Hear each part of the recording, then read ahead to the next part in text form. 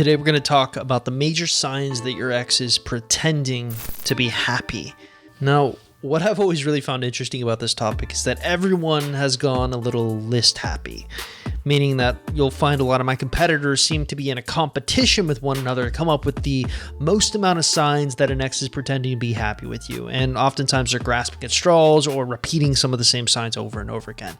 And in my opinion, there are only really 5 legitimate signs that an ex is pretending to be happy without you. And today, that's what we're going to talk about. So let's just get right to work. Sign number 1, their words and actions don't align.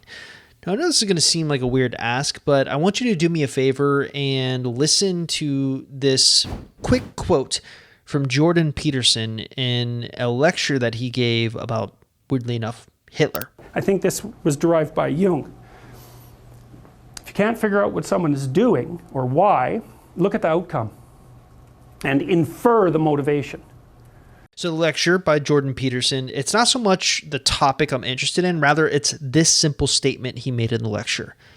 I think this was derived by Jung. If you can't figure out what someone is doing or why, look at the outcome and infer the motivation. So essentially, it's a fancy way of saying words are cheap, actions are valuable. Now, the goal of this video or podcast, or even if you're reading this on my website or watching this on my website, the goal here is to help give you the tools necessary to determine if your ex is pretending to be happy without you. I can't really think of a better weapon to help you accomplish this goal than simply putting Jordan Peterson's words into effect. So let's say you have this ex that's literally telling you, I'm better without you. Or maybe they've made some Facebook or Instagram post declaring their happiness, something sort of sappy like this. I never hate you for not loving me anymore, but I hate myself for still loving you. All right, maybe that particular example was too far, but you get what I'm going for here. Words mean nothing post-breakup. Actions mean everything. Look at what your ex is actually doing without you. Are they actually doing some things that someone who's happy would be doing? Sometimes mutual friends are great for this because there's nothing people love more than talking about drama. And if you hear your ex is sitting home alone and putting on a front, then usually that's a surefire way to tell that they're depressed after the breakup. But there's also another interesting phenomenon that I've noticed occurs after the breakup, and that's really where stage 2 or sign 2 comes into play, which is they're caught in the self-fulfilling cycle revolution. Most of our clients tend to have anxious attachment styles. I did a poll. It showed this. Most of our clients' exes tend to have avoidant attachment styles. Again, I did a poll and it showed this. This means that the most common pairing that we're seeing in our coaching practice is the anxious/avoidant relationship. I actually wrote a really great post yesterday on that pairing. If you're interested in reading it, just simply go to our website, exboyfriendrecovery.com, and type in avoidant anxious relationship. And I basically do a whole deep dive into what to expect in this pairing when it comes to a breakup. But really, what's relevant in this discussion is the graphic that I used with regards to the self-fulfilling cycle. So essentially, I'm going to put the graphic up on screen here. I'm just going to tell you what the stages are. Imagine there's a wheel, okay? And there's 8 stages for this wheel to go around one full revolution. So it first needs to start with the avoidant thinking, I want someone to love me. This is the first beginning of the wheel to turn. The second sort of stage here is they found a person that they think is their one. Great, my love troubles are over. We're continuing the revolution. Stage 3 is the avoidant person starts to notice some anxious behaviors from the other person and cracks begin to form. Stage 4 is once this goes on long enough, the avoidant person starts debating on whether they're going to leave or not. Stage 5, they actually leave. Stage 6, they feel super happy about the fact that they left, but if enough time goes by where they're left alone, they start to feel a little bit lonely. Stage 7.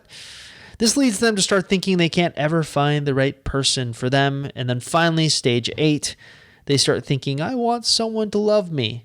Now, once an ex gets caught in this cycle, they spin around and around in a circle, devouring every relationship. But where it's really interesting for our discussion is the 6th stage, which is, I'm so happy that I left. So oftentimes there's this moment post-breakup where most avoidant exes will feel like they're really happy to have their lives back. To get more specific, what they're really responding to is a feeling like they've reclaimed their independence again. Which, if you know anything about avoidance, you'd know that this is a huge deal to them. Their core wound revolves around valuing their own independence more than anything else. Now, what's interesting is this phase of the self-fulfilling cycle is a little short-lived. It just takes some time. Eventually, stage 7, 8, and the revolution to stage 1 again occurs. So they start to feel lonely again. They start to feel sorry for themselves. Why can't I ever find the right person? They start looking for another person. I want someone to love me. And this is oftentimes why you'll find avoidance will go on the rebound a lot, or they'll end up in these on-again, off-again relationships with our clients. So my argument here is a simple one. To your ex, I'm actually not sure if they ever think they're pretending. To them, it probably feels real initially, that they're happy about the breakup. They feel like they've got a weight lifted off their chest. But they've not really had a chance to fully process the breakup yet. And making matters more complicated is sign 3. Real quick, I want to say that if you're new to this YouTube channel or you're trying to figure out what you should be doing to get your ex back and you're trying to learn if you even have a chance in your specific circumstance, probably the smartest thing for you to do is actually stop by our website, www.exboyfriendrecovery.com, or take our Ex Recovery Chances quiz that can be found at exboyfriendrecovery.com. Now, if you're watching this on YouTube, taking that free quiz is super easy to do. All you have to simply do is look in the description link below this YouTube video and click on the link you see there. It will take you directly to the quiz where you can fill it out and get an easy answer on what you should be doing going forward and overall what your chances look like in your specific situation. All right, so let's get you back to the video. Sign 3 is the fake it till you make it approach. Now, my colleague, Coach Anna, she wrote this really interesting post in our private Facebook support group, and I've highlighted the relevant part for our discussion here. Interestingly, this type of self-reflection is atypical for guys. ERP men appear to be more of the exception clearly. Men usually have a different approach to dealing with their feelings. I read a psychiatrist once describe it as men tend to repress their grieving and take a fake it until you make it approach. Some men become dogs and go for every hookup, but they are terrified of intimacy and run if the woman wants anything more. Alternatively, they party with their guy friends to drown their sorrow or bury themselves in their career or their hobbies, anything to keep their mind off the loss and their pain. The argument here is that it's essentially or entirely possible that your ex is repressing the emotions of the breakup and putting up a facade that they're okay in an effort to fake it until they make it. This would seem to track with what we know about the self-fulfilling cycle. For example, this is the stage where they're repressing the breakup, the I'm so happy that I left stage. This is the best. Oh, great, I've got my independence back. I'm so glad not to be in a relationship again. But it's a knee-jerk reaction because the full weight of the breakup hasn't quite hit them yet. That's when stages 7, 8, and the re-revolution to stage 1 occurs again. But let's go deeper into this discussion and talk about how society can actually play a role into this grieving process. And that's really sign number 4, the societal expectations of a breakup in general. I find the irony of humanity a fascinating thing. So my website, rightfully so, is often scrutinized by a lot of people. Unfortunately, most of the people view Ex-Boyfriend Recovery as a website solely focused on helping trick your ex to come back to you. And we all know society does not agree with getting back together with exes, except, of course, if it's socially acceptable. So what's socially acceptable, you say? Well, how about marriage? What about stopping a divorce or trying to reconcile after a separation? Those are essentially the same thing as trying to get an ex back, an ex-boyfriend back, an ex-girlfriend back, right? But all of a sudden, those things are okay, but trying to get an ex back, no, that's a bridge too far. I'll get off my soapbox for a moment here. The point I'm trying to make is societal expectations are a powerful thing. The weight of the opinions of the whole crush the opinions of the individual. It's why we've seen the sphere of influence have such an impact on breakups. The opinions of others matter to most people, whether they want to admit it or not. The opinions of friends and family, well, they matter even more.